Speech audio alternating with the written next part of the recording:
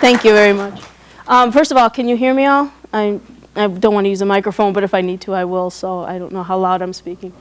First, I want to thank you all for coming. This is really great, and I appreciate you showing some interest in this. This is my first book published, and I'm really excited about it, so you know, I'm happy to share it with everyone. I'm going to start out by kind of telling you a little about how I came to the project, and I also want to, a little later on, delve into what I learned from the project, because there were a lot of things, a lot of perceptions that were changed by doing this book about Chicago, things I picked up that I never really realized until I actually had to sit down and think about a lot of the things that I never really had to think about before. I wish we had, and I don't know if schools are different now. When I was going to school, I grew up around the O'Hare area, and we never really had any sort of classes on Chicago, and I really think that this town deserves at least one semester in grade schools because it is so important. And as I did more research on this project, I realized just how important this town was, not only to the nation, but probably to the world in a lot of respects. You know, its big heyday for that sort of importance was, you know, the 1800s, the end of the 1800s. But still, it really, there's so much there to learn and to think about and to see how it's changed the world. So I really wish, I don't know if schools are doing them now, but I really do wish they would, because it's really valuable. But let me start out by saying, I work at the Park Ridge Library. I'm in the circulation department. I'm a library assistant. And I also work as an editorial assistant for Pioneer Press in the Glenview office. I've been interested in writing, I think, since about 1922, because it seems like that's how long it's taken me to get something published. It's not an easy field to break into, first of all. It really isn't. My main interest has always been fiction, especially science fiction and fantasy. And that is incredibly hard to break into. And I'll give you a little example of what I'm talking about. This is an email. I went on to, there's a publisher called Hyperion Books, and I went onto their website to see how, you know, how do you submit manuscripts. And this was what they said on their website. Hyperion cannot accept unsolicited manuscripts or manuscripts that do not come through a literary agent. In today's publishing world, agents are more important than ever. They help writers shape their work, navigate the myriad publishing houses to find the most appropriate outlet for a project, and are indispensable in contract negotiations. And then they list books that, you know, will help you find literary agents. Submissions that do not come to us from a literary agent are returned, unread, and uncopied by our legal department. So there. So bye-bye. The problem with these books is I've read most of them. It's not easy. My main problem with science fiction and fantasy is literary agents really are, they want somebody who's going to sell. They want your Grishams. They want your Kings, you know.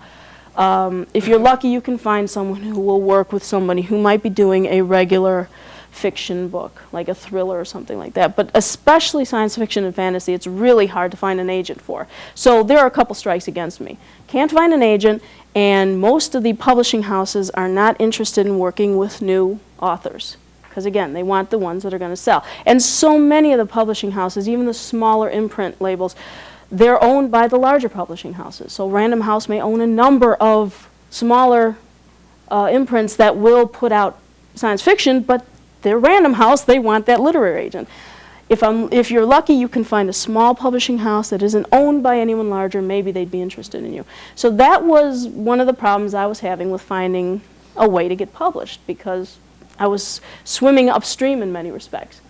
Now, I was having lunch one day with my friend Stuart Shea. He actually recently wrote Wrigley Field, the unauthorized biography, and it's a wonderful book. I highly recommend it. He discusses not only the history of Wrigley Field, but the area around Wrigley Field, which is a really fascinating topic. We were, about 2 years ago, we were having lunch, and I was talking to him about how frustrating it is to get into the publishing industry. And he suggested that I do a book for this publisher called Potomac Books. He had just finished a book called Rock and Roll's Most Wanted. Potomac Books has, it's a signature series. It's like the Dummies the Dummies books, or the Idiot's Guide, or the Chicken Soup for the Soul books. Most publishing houses are looking for that sort of signature series. Most Wanted is the signature series of Potomac Books. And they started out with military and sports. So for example, you might have baseball's Most Wanted. They might have the top 10 ballparks, and they would list a little history and little, you know, however many words of each ballpark, 1 to 10. And they wanted to branch out into other topics. They started, the military and the sports were really selling well, and they wanted to branch out into other topics. My friend Stu suggested a rock and roll's Most Wanted, and he had just published it before we had lunched. And he suggested that I do something like this. He's since gone on to publish 1960s Most Wanted, and I think he did another one, but I can't remember what it was.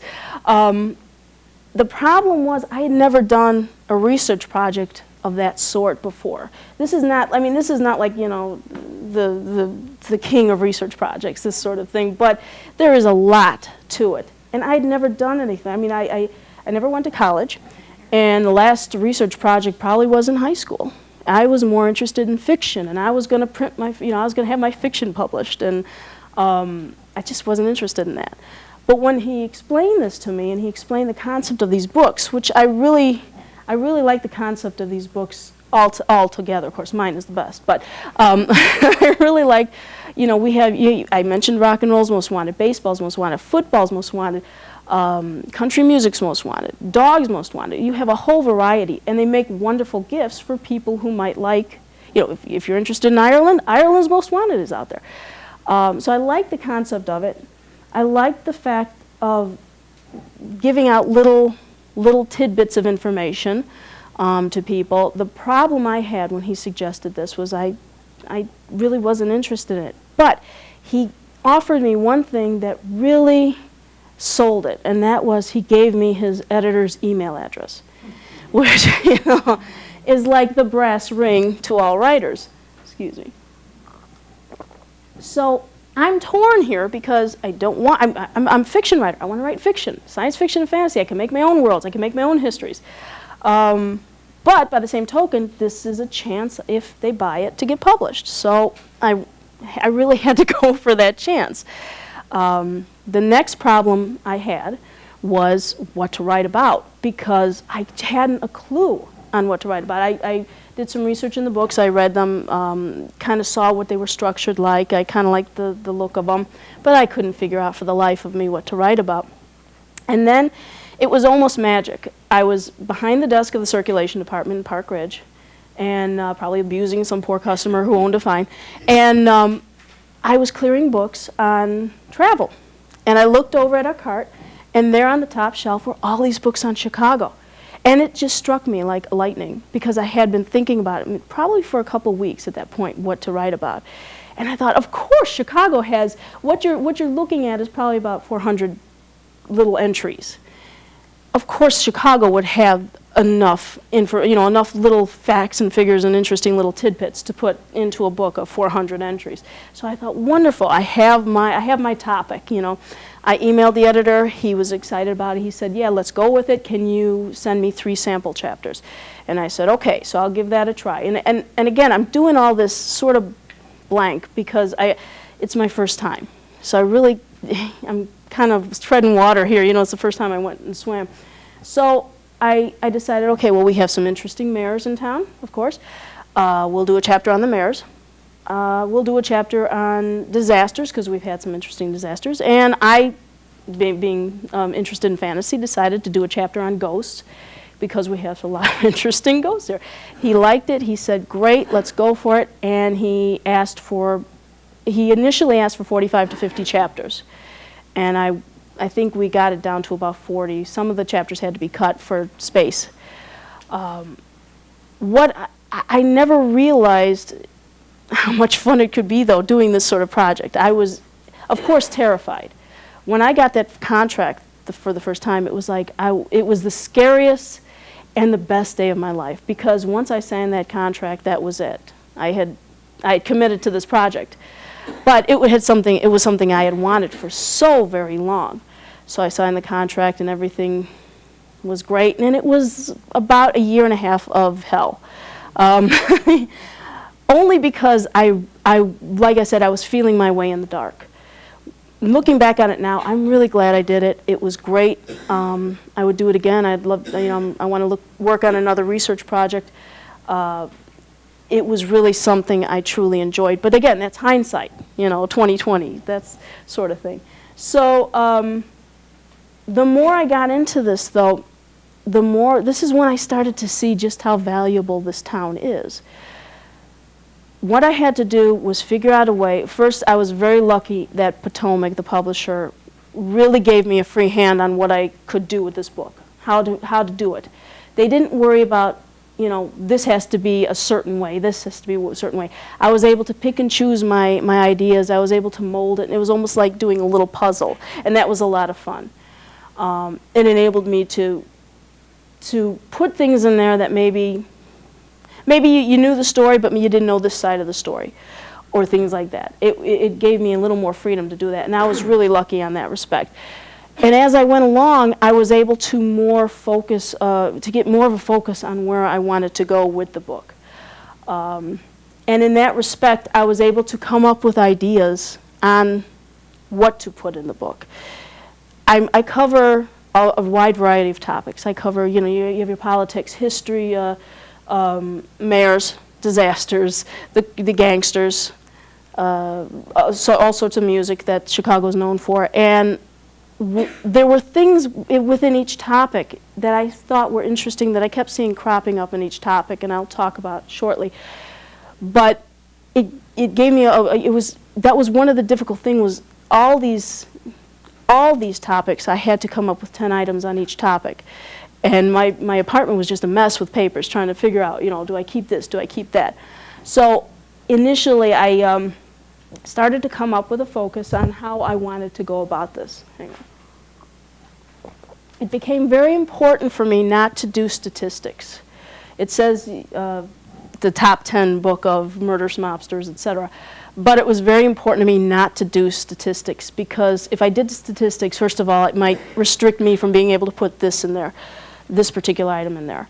Also, for example, in the jazz category, I'm not a huge fan of jazz. I mean, it's okay, I like it, and I'm a little more of a fan of it after doing this book, but I'm not a huge fan of it. So I can't tell you who the #1 jazz artist was. I can tell you some names and why I might have put them in there. For example, I put Joe Oliver in there, Joe King Oliver. He had the Creole Jazz Band. He came up with the first black migration in the early part of the 20th century. Blacks came up from the South hoping to get a better deal than they were getting in the South, and unfortunately what they found oftentimes was a lot more segregation. But what they brought with them were two important styles of music, jazz and blues.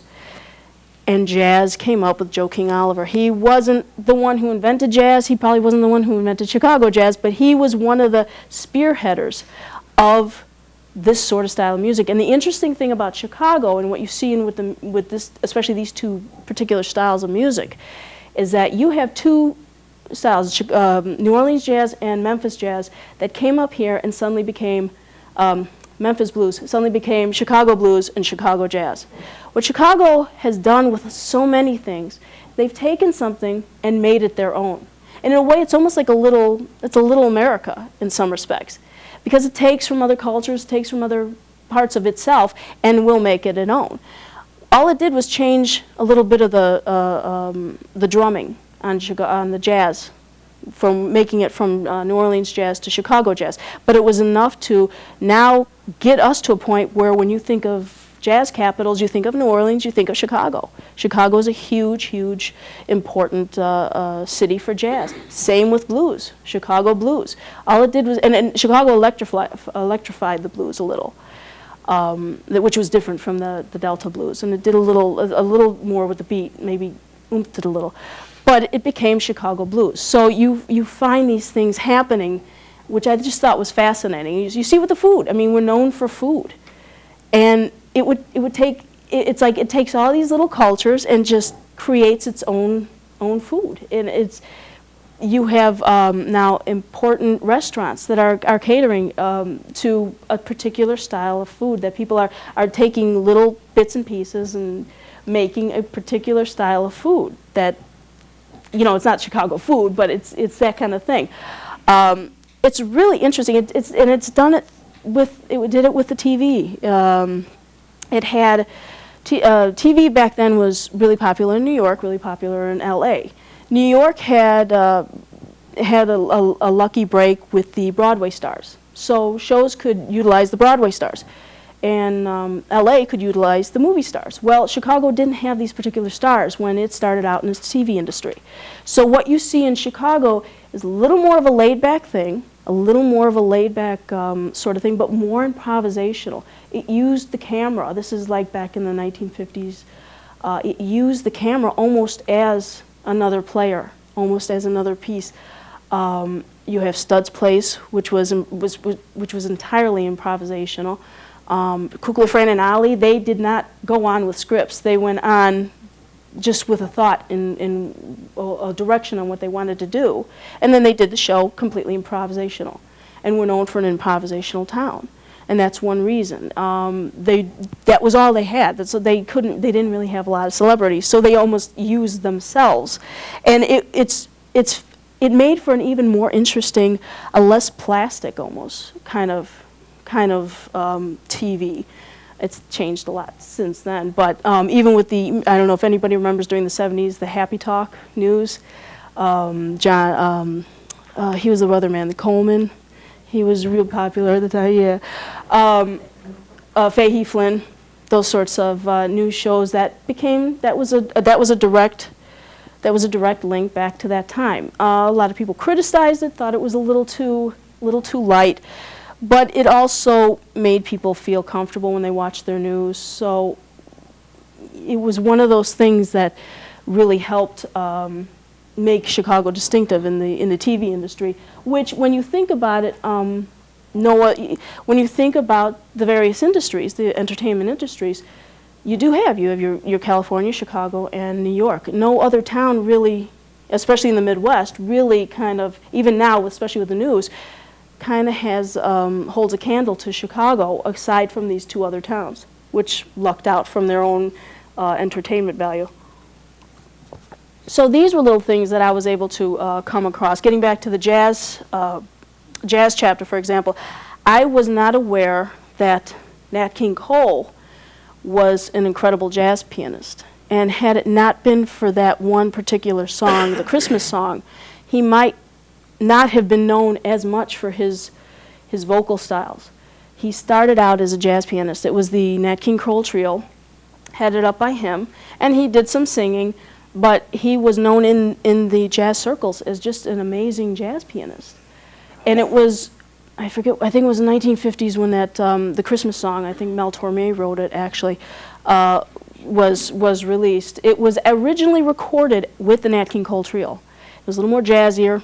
What Capitol decided to do was to just use, redo it with Nat King Cole's vocals and then just add strings. And it was a smash hit.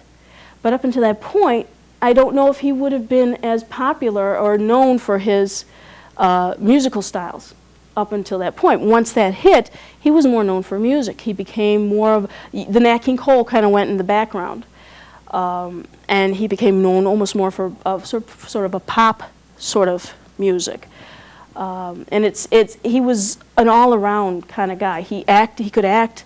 He was the first African-American with his own radio show, and then the first African-American with his own television show, which was actually quite popular. The problem was the network sponsors didn't want to take a risk on offending the southern states by allowing a black man to have his own television show. So I think it was after 6 weeks the show was canceled. It was pretty popular otherwise. And unfortunately he died pretty young from lung cancer. But I had no clue he was from Chicago. I had always been a fan of his. I had no clue he was from Chicago, let alone how incredible of a jazz pianist he was.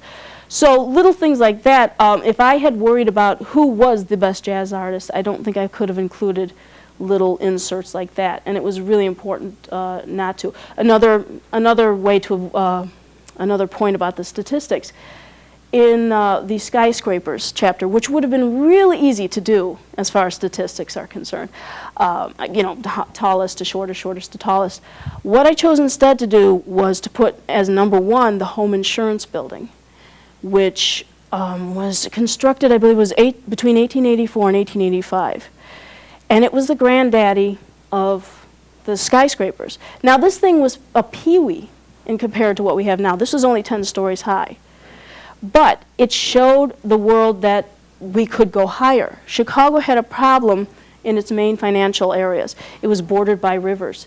It needed floor space. The more it grew, and it grew fast during the last half of the, I never get these centuries, 19th century. It grew really fast.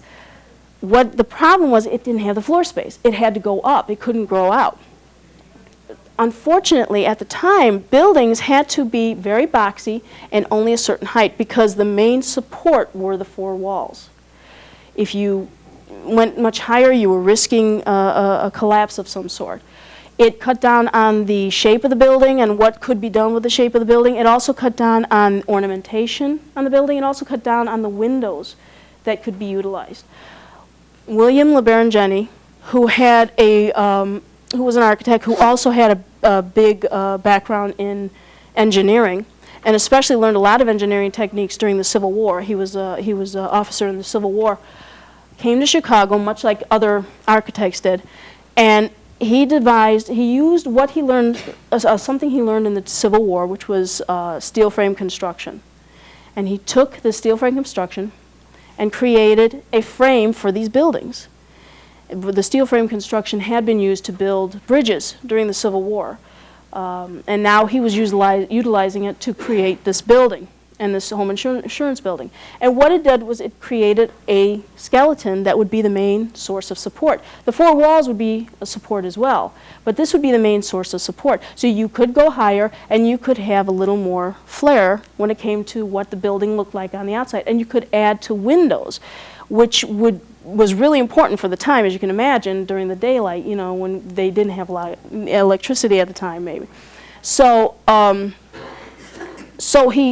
even though this thing was tiny, you know, 10 stories high, it still was so important because once this building went up and people saw what could be done, that just opened it up. And the next thing you know, this is a town, Chicago is a town, known for skyscrapers, which is pretty amazing because, I mean, do we have more skyscrapers than a New York? Are there other towns in the U.S. that may have more skyscrapers than us? I don't know.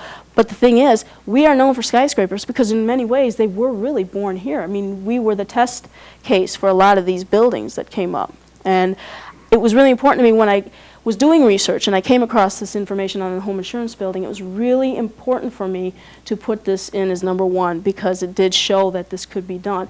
And it was interesting through the chapter to see how they dealt with the issue of support as these buildings got taller. When the John Hancock building was built, for example, and I was young when that was built, I remember it was really an impressive thing when it was built. What they did was they tapered it off to, you know, help strengthen strengthen the base, and then they added crisscross beams. And this helped with the support.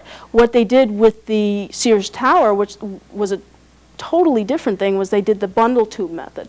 If you can imagine one stick breaking, if you bundle 9 sticks together, it's going to be a little hard to break them. So what they did was they took 9 of these particular tubes, and they had 3 up this high. I think it was 3 up this high, 2 this high, and the last one reached the top height. And that adds also to the Sears Tower's distinctive look as well.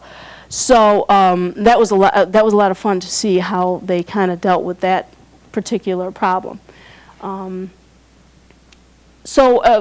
You know, getting back to how I was trying to figure out these entries, that was why I didn't want to go by statistics. And I'm actually really glad I didn't, because I was able to open up the book to a lot more. Excuse me. Another idea I had, or another way of coming up with ideas, was by finding entries within entries. So if I was looking up the Chicago fire, for example, I came across Catherine O'Leary. And this is kind of really important to me, the Catherine O'Leary story, because I really, as I was reading about Catherine O'Leary, I really felt sorry for her the more I read about her. I don't know if, you may all know, you may not know. In 1997, she was finally exonerated completely, totally. The city issued a proclamation, you didn't cause the fire. There had been some question, yeah. This has been like a century of questions, did she or didn't she? It was decided, and I think there's still a little bit of a mystery as to what happened. It was decided that a neighbor went into the barn and caused the fire. Unfortunately for Catherine O'Leary, Chicago was undergoing really, really huge anti-Irish sentiment at the time. So that was a strike against her. Another strike against her was that her own house wasn't burned. She lost the barn, of course. She lost, I think it was 6 cows. But there was more than 1 cow in that barn, and some chickens and some livestock that she used for her own business. She used to get up early every morning and deliver dairy products. She had her own business. She was I think she was 36 years old. Her husband was a Civil War veteran. I believe she had 4 kids. Forgive me on not knowing exactly. It's in the book. But I'm better with concepts than that. So she was not some loafer. She was a hard-working woman. Unfortunately, she was Irish, and they didn't really look fondly upon the Irish at the time, especially newspapers like the Tribune was hugely anti-Irish at the time. And I never stopped to think, and I think we all remember the symbol of O'Leary and the cow. And the cow kicking over, and this symbol was used not only as a symbol of Chicago, but also maybe to sell products. Maybe decades ago you'd open up the Sears catalog and you'd see some clever advertising person had used it to sell lanterns or something. I never stopped to think about what that must have made her feel like, because her life was affected by this fire as well. She lost her business. And yet she was condemned for quite a long time, especially in the papers, by the city for starting this fire when she did not start the fire. It's believed that a neighbor went in and was looking for milk. They were having a party nearby, and they were looking for milk to add to the whiskey or something like that. I've heard whiskey, I've heard soup. If you look on the Tribune website, you'll see all sorts of interesting. They have an archive of articles back in the 1800s, and you see all sorts of interesting stories about this. So it wasn't even her fault, and yet she has to go through life this. She became a recluse after the fire. What ultimately happened was she testified herself that the family was in bed. The fire started about 8:40, and actually it was just recently, about a week ago, the anniversary of the fire. It was October 8th in 1871, and actually the city had been having a series of fires. It was a terrible drought, and it had been having a series of fires, so that kind of hampered to the rescue and the response to it, because the fire department was just probably worn out. It started about 8:40 at night. Nobody questioned when they made an accusation of why this woman was out there milking cows at 8:40 at night. Nobody questioned why this woman, who had to be up at with a crack of dawn the next morning, was out playing with a cow at 8:40 at night when she should have been in bed sleeping. She testified she was sleeping. A neighbor testified she went to wake the family that their barn was on fire. So there was evidence that she was not responsible, but that didn't matter, because at that point the story was in the press, and that's all that mattered. I believe she died in 1895. Her husband Patrick died first, but I believe she died in 1895. And 5 years later, I think it was, a couple of reporters came forward and said, "You know what? We pretty much made up the story." So she moved from the DeCoven house. That's where it was, and once she moved, she pretty much just went to church, went to the store, and came back home. And so this woman who owned her own business and such just pretty much lost her own identity because of this fire. She was terrified that the city was going to go after her. There was about $200 million worth of damage after the fire. About 6 insurance companies went bankrupt. She was terrified that they were going to go after her because of this fire. And I mentioned the Tribune website, and I just wanted to read a few things because to give you an idea of how, this is like kind of Fox News time in a way. It's kind of how slanted things were against this woman. This is after she had died. This was 1890. Oh, so it wasn't 1890. Hey, I was right. 1895. This is like a little obituary that appeared in the paper. She was noted principally because of her cow. That milk-producing animal caused the fire that devastated the city in 1871. Friends tried to make it appear that the deceased had no connection with the famed bovine. This is like a little pre-headline. Death yesterday afternoon. She died. They're talking about how she was being waked. Mrs. Catherine O'Leary, owner of the cow that night, October 8th, 1871, kicked over the lamp that started the fire that devastated Chicago. So this is 1895, and they're still saying that.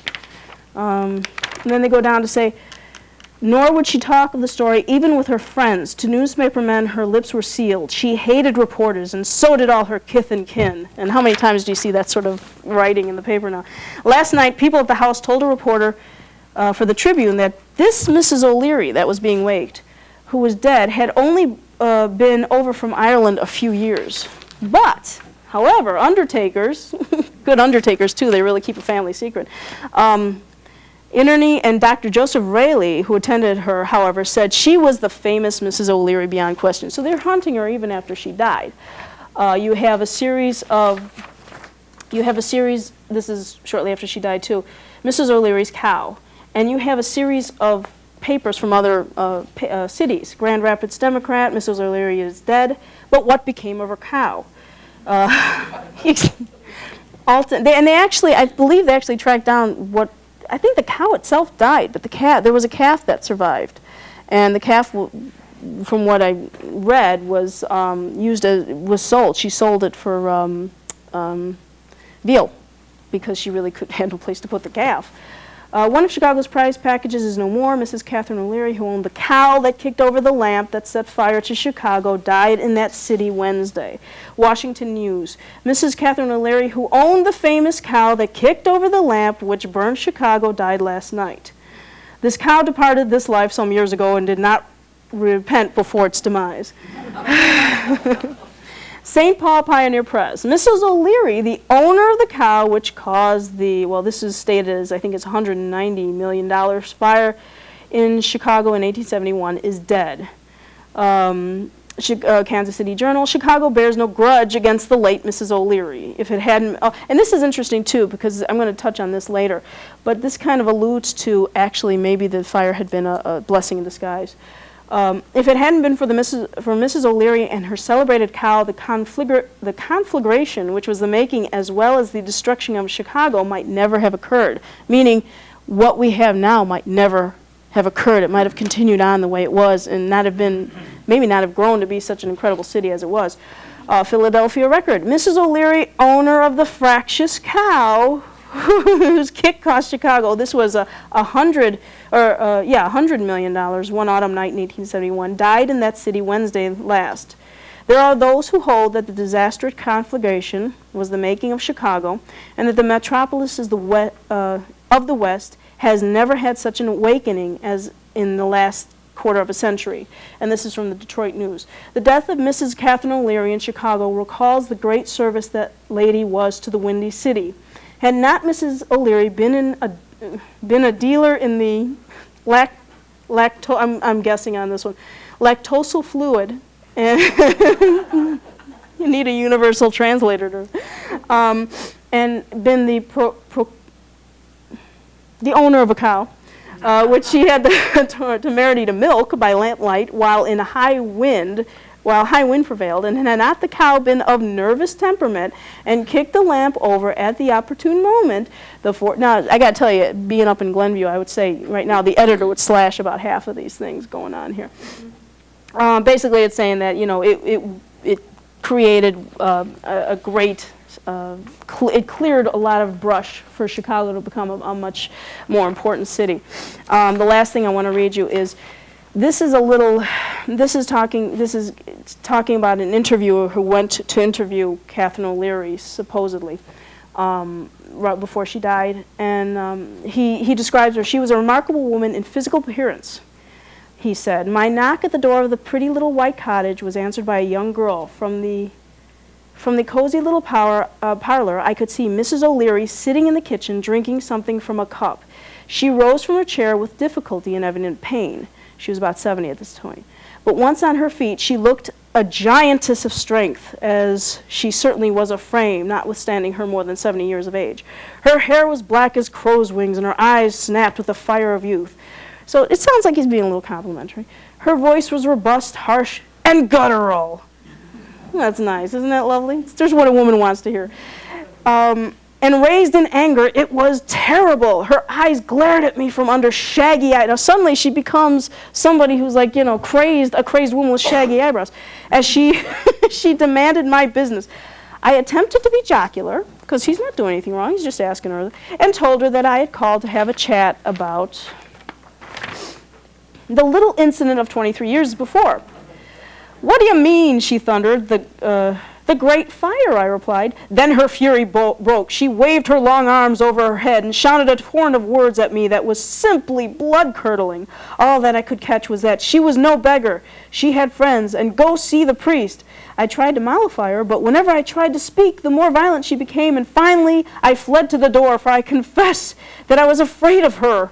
The little girl followed me and told me she always behaved like that when the fire was mentioned. So she goes from being somebody who, you know, could have been somebody's grandmother to some wraith who was going to tear his eyes out. This is how she was treated. And the more I read up things like that, and the more I read up on the fire and such, I had to put her in this book, and I put her in People You Should Know, because it was really important for me to. I don't know if that image of her with the cow kicking over the lantern still exists in younger people's heads, but it's just such a sad story when you think about how this woman's life was pretty much ruined by this. And even after her death, they continued to spread this sort of thing. And it was nice in 1997 when they finally exonerated her of this. Excuse me for a moment. All that dramatic reading just wore me out. So the other way, which is interesting, I actually got 3 entries from the Chicago Fire. The Chicago Fire, of course, and Catherine O'Leary. And also I wasn't aware that her son, Big Jim O'Leary, was a gangster. Was a pretty popular gangster, a pretty intelligent gangster at the time, the early 1900s, beginning of the 1900s. And I found it interesting, around the time I was writing the book, they were trying to get that boat in Rosemont. I don't know if anybody knows about, you know. And I just thought it was interesting because Big Jim O'Leary was really clever about how he went about his gambling jobs and his gambling little outfits and such. He had a bookie joint in Illinois that was so popular that the Santa Fe Railroad would do 3 gambling trips to it a day. So, you know, he was making some money. He had on Halstead, he had a stronghold that it was set up to where you had the gambling joint, and then you had some legitimate businesses. So if the police should raid the gambling joint, he had all these little partitions and little secret entrances and stuff, and the next thing you know, the people who were going gambling were suddenly sneaking out into one of these legitimate businesses, and maybe the next thing you know, they were a patron in a restaurant. How could, you know, the police know who was who? So that was how they snuck out of the gambling establishment upstairs. And the other thing was, he and a consortium of other thugs at the time got together, and they bought a boat, the City of Traverse, and they would sail out in Lake Michigan from the Illinois slip. They would sail out in Lake Michigan and gamble, and they were outside of Illinois jurisdiction, so they were fine with gambling. And it struck me around the time that they were trying to get that gambling boat in Rosemont. I mean, we do that now legally, where there are areas where you can't gamble on dry land, but you can do it if you're standing on the water. But they were almost like the precursor to that. They found a way to get around these gambling laws. So In a way, it's kind of sad that she ended up with a son who was a gangster. So not only was her life destroyed, but she had a son who was a gangster. But he made a good living for himself, so, you know, he wasn't a beggar either. So I was able to, you know, get an interesting, I put him as number 10 in the gangster section. Because I thought it was kind of an interesting story. The gangster section, of course, is filled with, you have your Capone. I had to put some of the things in there that were pretty much known. You had your Capone, Dion O'Banion, things like that, but I had to put him in there because he was pretty interesting. Now, let me kind of look at my notes here, if you'll forgive me for a second. The other thing, oh, there were a couple other things too that I came away with, I would get entries from, would be fun facts. Like, for example, I was not aware, do you all know Tarzana, California? Have you heard of that town? Okay. Edgar Rice Burroughs was responsible for the name of that town. Edgar Rice Burroughs was from Chicago. He grew up on the west side. And it's speaking about writing earlier, how you really sometimes have to change your perception of what you're willing to do. I was going to be a fiction writer, and I still hope to be, but you know, you have to earn a bread and butter aspect to it too. He wrote the Tarzan novels, and they were wildly popular, and they were made into, they continue to be made into movies. They were incredibly popular, and I don't think he thought of them as art necessarily, but he thought of them as his bread and butter, and he wrote them faithfully. He moved out to California toward the end of his life, and I think it was the San Fernando Valley, and he began buying up real estate. And he bought so much real estate, they named this section of California in honor of his Tarzan. So it became Tarzana, California, which I never realized whenever I hear Tarzana mentioned. So I thought that was kind of a neat aspect to that. The Harlem Globetrotters. I was not aware that the Harlem, hello, come on in. I was not aware that the Harlem Globetrotters were from Chicago, because when I was watching them on Wide World of Sports, which was the best time, you know, to watch that show when they were on, I thought they were a bunch of guys just from all over. They were from Chicago. This team originated in Chicago. They started in the Savoy Ballroom. They became known as the Big Savoy Five. They went to Wendell Phillips High School. There were 5 guys. They went to Wendell Phillips High School. And at the time, ballrooms were trying to find ways to draw people to come and dance and drink at their ballrooms. So what they would do pickup games in the middle of the day. And so that's how these guys started at the Savoy. Abe Saperstein was their manager. And the interesting thing about all that was initially they went on to a barnstorming tour. But because there were only 5 guys, if one of the guys got sick, Abe Saperstein had to fill in for the guys. So for the longest time, it was just 5 guys playing on this team. And there were, I think you're all familiar with the razzle dazzle. They would do the crazy jumping and, you know, I sound like Jerry Lewis all of a sudden. The throwing the ball and stuff. That came about for a couple reasons. First of all, because, for example, they had 5 guys. One of the guys needed a rest, so Marcus Haynes would go over here and dribble the ball for about 5 minutes, and this guy could go get a break. Because they had 5 guys, they had no choice. The other thing was they were so good, like scores of 112-6 were not unusual. They were so good that eventually they became bored, and they had to spice it up. And this became such a popular thing, and they became so well known for this particular thing that it stayed with them. And I think they were a little more professional early on if you think of them in the 70s. They were also, by the way, the first basketball team to appear on Gilligan's Island, so give them credit for that. So I think they were a little more professional when they started out. But eventually they became more of a, I don't want to say circus act, but they became more of an act. They were still incredible ball players, and I do think that the guys who played against them, I do think they tried to beat them, but it was impossible. But I really thought that was interesting, and again, it goes back to the creativity of Chicago and its people. How do you solve problems? How do you solve this particular problem of having 5 guys and needing a rest, or being bored? Well, let's do this, and it becomes something that's even better. So you see that happening in a lot of the various things about Chicago. I also, this is the family anecdotes. were something that I would use occasionally.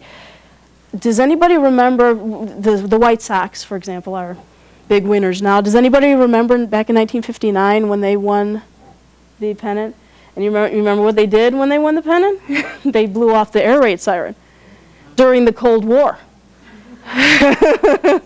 So imagine what the populace did when this happened. You know, half of the populace were out there cheering and half the populace were diving under their bed because, you know, they're hearing the air raid siren. The fire commissioner just decided, you know, they won, they're all excited, and Daley, in his infinite way, just said, well, yeah, you know, I issued a proclamation, if they should win, let the bells ring, let the whistles blow, so that's what happened. That was his response to people being upset about this little mini war of the worlds. My mom told me that she was terrified when that happened, and, you know, she was glad the Sox won, but she was terrified when that happened. So I remembered that incident, and I did some research on it, and I was able to put it in the book. The other thing was Bushman the gorilla. And I heard a lot of stories about Bushman and the gorilla when I was younger. And I think, and I don't remember if they put him in the basement at this point, but I think I remember seeing him. He was stuffed after he died. He was stuffed and put on display at the Field Museum. And yeah. And but eventually he made it. He found his way down in the basement. I guess he wasn't as popular anymore, and you know, he's with the mummies down in the basement now. But what I did not realize about Bushman the gorilla was that he was really important to the study of gorillas in general. And Dr. Lester Fisher, who many of you might remember, was the head of Lincoln Park Zoo, was its veterinarian for a long time under Marlin Perkins. He has a book out. It's a wonderful little book about his memories about Lincoln Park Zoo, and he credits Bushman the gorilla with what they learned about Bushman the gorilla enabled them to help them create a better environment for the future gorillas, because Bushman was a test case for this zoo. Now it's really it's a zoo that's pretty well known for its conservation efforts as far as the zoological field is concerned. At the time, it wasn't the best zoo. I mean, the animals didn't have the best cages. This lasted for a long time. But little by little, it learned, it grew, it got better. Bushman, I believe it was 1930, he was captured in the wild. The problem with capturing apes at the time was the fact that they couldn't survive the trip from Africa, let alone survive in captivity. And we have to remember, gorillas really had only been discovered a few decades before that by white Europeans. Prior to that, they were like a yeti. When they heard these stories being told about these animals, they were like a yeti. So nobody had a clue on how to care for these. There were no Dian Fossés out there to gather this information. What they had to do oftentimes was they had to go and kill the mom to take the baby. And the baby was sometimes taken while it was still suckling. Or even if, you know, and baby gorillas, like humans, have a long time to develop. And so even if it wasn't suckling anymore, it was still a young child, could have been traumatized. It might not have survived the trip, might not have had the right food. It needs a special sort of food, of course, to grow. Nobody knew what that food was. So that's why it oftentimes didn't survive the trip over. There was a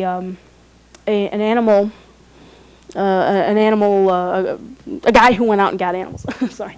And his name was Jack Buck, and he made a deal with a lady who had her own private zoo to go and get a gorilla for this particular zoo. This is, I think, about 1930. And he went to this village in Africa and discovered Bushman, the gorilla, who had originally been taken, found by missionaries, bought by missionaries, brought to the village, and he was kind of hand-raised. He was pretty much a little character with the zoo, with the village. So he bought Bushman from the village, and they ended up buying, I think they bought a stained glass for their church with the money they gained from Bushman. And he brought him to America. Bushman survived the trip. He was a hardy little guy. And the deal with the lady fell through. So Lincoln Park, he put Bushman on the block, basically, you know, to other zoos and such. And zoos were a little iffy on taking such an animal like that, which they knew they could pretty much lose. And Lincoln Park took a chance. They took Bushman, And it was not unusual to see the keeper walking Bushman along like a dog, like, you know, playing football with him when he, you know, he was a little guy at the time. It was kind of a cool, they have a couple cool pictures of him playing football. And, but he was a real strong, and I think you have to give credit to Bushman himself, because he must have been really strong to survive a number of various things. He was a character. I mean, when you see the face, he looks like a boxer who had won too many fights. But there's just there's just something about him that's really kind of great. Eventually, however, Bushman outgrew the football playing because he got too big, and it wasn't that. And he would exhibit some aggression, as all gorillas and chimpanzees will do. So eventually, he ended up spending a good portion of his life in his cage. The cage had a hard floor. They discovered he was having some knee problems, some feet problems, so they tried to change things for the better for him. They gave him an outdoor cage. It was a huge event when he was moved to his cage. I mean, thousands of people, hundreds of thousands of people came to see this animal moved to another cage. That's how popular he was, which I thought was really interesting too, that he really was such he was almost like his own personality in Chicago. The other thing I thought was interesting too, he came around the time that King Kong came out, if anyone remembers King Kong, of course. King Kong single-handedly saved Universal Studios from bankruptcy because it made so much money. So there must have been, at the time, some incredible fascination with gorillas that helped bring people to the zoo to watch this gorilla just, you know, grow. And you see it in the archives, too. Every time this gorilla had a birthday party, the reporters were there snapping pictures of his birthday party as if he was, you know, they would move an orangutan into the ape house, and they would look to Bushman as if he was going to say something like his comments, you know, what do you think, Mr. Bushman, on your new arrivals? It was really, I believe he lived, I think he was 22 when he died. He was fairly old. So there's a good span of time he lived in the zoo. And he escaped once, and he was scared. But this is how strange it is. He escaped once. He could be very aggressive, yet he was coaxed back into his cage by a garter snake because he was terrified of snakes. So, you know, this was really a character. And I never realized when I'm looking at this, and he was the largest, at the time, I think he was the largest gorilla in captivity. So he was pretty impressive on that respect, too. I never realized looking at this stuffed being in the case how important he was. And the more I learned about Bushman, the more I realized just how important he was to the study of gorillas in captivity. And with Dr. Fisher saying what he said in his book, it really struck home. And of course, I happen to like gorillas myself, so it I had to put him in I put him as a name you should know. You know, all the other names are human, but I had to put him in there because he was important. Excuse me for a moment. Now, excuse me, I tend to be chatty. I just want to make sure we're getting a little over. I just want to say what I came away with. This is the main thing I wanted to get across. So I'm really excited about what I came away with from this book. First of all, let me read you the foreword real quick, and I'll give you an idea of some of the concepts that I came away from writing the book. Chicago is a city that, when told it couldn't do something, went ahead and did it anyway. One of the most beautiful and powerful cities in the world was built on a swamp but never succumbed to it. In its early years, it was the fastest growing city in the world, the prodigy of the Midwest, outdoing its sibling cities, some of them even older than Chicago.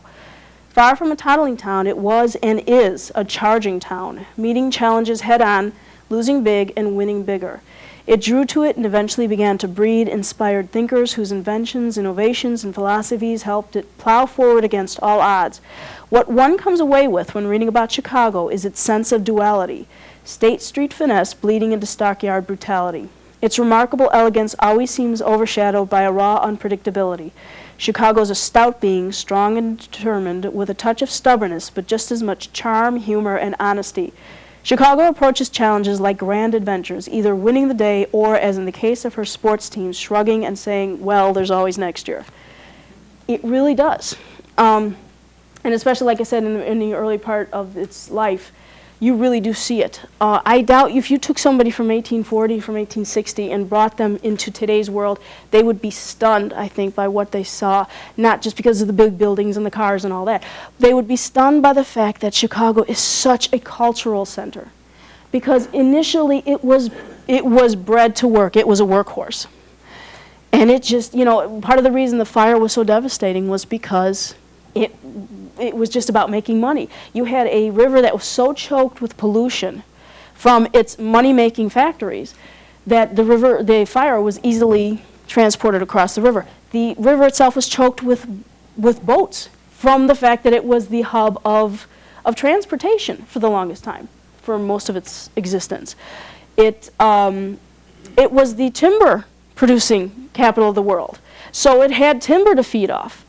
It was made of wood. It was a city made of wood because buildings were put up really quick and they said, let's make some money. That's what we're interested in. You didn't have a Chicago Symphony Orchestra, I think, until like 1890s.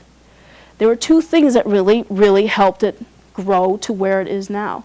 That is the fire, because the fire pretty much whooshed everything out. And it's interesting, too, because the Queen of England donated 8,000 books to Chicago after the fire, thinking, well, surely your library must have been destroyed. The thing was, there wasn't a library, because they weren't interested in that sort of thing. And you saw it in every facet of it, and you saw it in the way, your armors, your swifts, your fields. I don't think they were being people when they were trying to suppress the 8-hour day. They couldn't understand the 8-hour day because their days weren't 8 hours. Their days were up in the morning, off to work, go to the office, come home maybe about 12 o'clock at night, have some dinner, go to bed, get up and do it again. They couldn't understand. Why would you want an 8-hour day working in the filth of the pig factory? You know, they didn't understand that, of course, because they're in their offices. It wasn't that they were trying to be greedy or grasping. I think they just couldn't understand because their work ethics were different. That was all about Chicago. And when that fire happened, you had architects coming here with incredible ideas of new buildings and new, ornamentation and all this stuff. You had an opening of like theater and music. The other transforming thing, I think, was the 1893 World's Fair, which also showed what Chicago can be. Because nobody believed nobody believed Chicago could do it in the nation. Everyone doubted that they could, especially, and this was about 20 years after the fire, but still, it was planned. The planning started a little earlier. Nobody thought that, let alone after the fire, but nobody gave Chicago credit that they could come away with this fair. And what it ended up being was I think the most popular fair ever in the history of world fairs. It was incredible, and it showed not only the world but also Chicago what we could do. It showed the titans of the town what could be done with this town. What exactly? It was, like I said, it was after that the CSO came into creation. It's really amazing. That's why I say about its sense of duality. You have its sense of this in State Street and the stockyards. And yet the people are still very much grounded in this sort of reality. So you have, even on the North Shore, and I deal with a lot of North Shore people dealing with Pioneer Press and Glenview. I do a lot of the calendar section and stuff. But even still, there's this sort of kind of, okay, yeah, I'm rich and I'm beautiful, but hey, I'm grounded in this too. A really quick, I'll kind of end it here, sort of. I just want to read, to give you an example of what I'm talking about, a quote from Bertha Honoré Palmer, who was the wife of Potter Palmer, and who was a huge, one of the biggest retail moguls at the time. She was responsible. She went to Europe to get funding for the women's building, for the 1893 World's Fair. And while she was there, she picked up a couple paintings. She picked up a lot of Impressionist art and a lot of Dutch masters art. And she was helpful in keeping these things from going to the wayside. She donated it was donated to the Art Institute after she died, and the Art Institute has one of the largest collections of Impressionist art, which at the time really wasn't, lighting the fires for anyone in America. But she took a chance, brought it over, and it now is really a popular form of art. So In summing up her philosophy of art, she put it this way, and again, remember, she's a socialite from Kentucky who was known as like the socialite of Chicago. She had millions and millions of dollars, that kind of thing. What is art? In my limited conception, it is the work of some genius graced with extraordinary proclivities not given to ordinary mortals. Speaking of art, my husband can spit over a freight train. I love that quote. It's so wonderful, because it shows, you know, okay, yeah, this art is pretty good. I like that painting, but look what my husband over there can do. You know, there's that kind of don't get too big for your britches, which I really, really like, and I think this is one of the things that makes this town so special.